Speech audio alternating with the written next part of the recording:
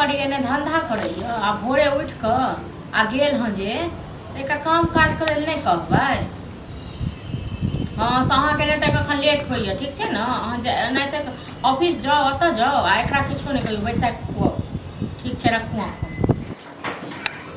सबके घर के केरल खाना देता खाना नहीं बनेली है बुझलहुँ।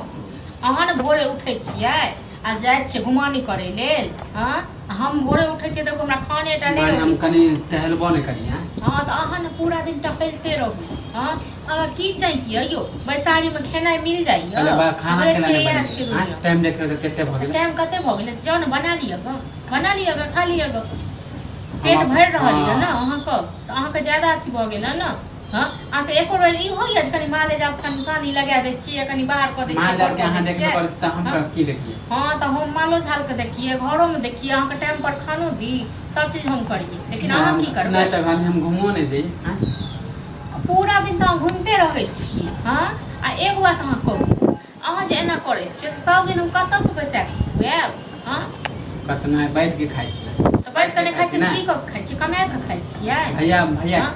भैया कमाइ पर भैया सब दिन खुआबैत रहत।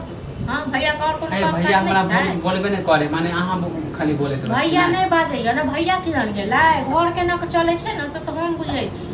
हां हमरा पीछे खाली लागल रह भैया कमाइए के फेरा में। हां तो भैया को ई नहीं छै 40,000 50,000 के महीना कमाई छी मतलब 15,000 रुपया कमाई छी बुझलो आ 7,000 रुपया हमरा भेजै छै 8,000 रुपया अपने लोग के नाम पर करै छी। हाँ नहीं तो अहाँ से कल पैसा मांगे छी हम। हाँ तो पैसा मांगब तो रहत तखन न देब नहीं देब तो हम बुझलो बैसारी में बहुत दिन भारी पड़े छी ना भारी पड़े छी तो भारी पड़ब न भारी पड़ब नहीं अहाँ जइया कहबै त हम कमेबै। हां जइया कमेबै मतलब हम कहब जे तो तैया अहाँ नहीं कमेबै अहाँ जे कहबै तो हम टाइम पर खाना पीना सब चीज मांग करी। हाँ नहीं तो अहाँ के कहै छी माने फरमाइशी करे छी खाना। हां त आब नहीं चले वाला ये क्या होटल छी फरमाइशी करबै। हाँ होटल छियै भैया होटल खोल देने ये।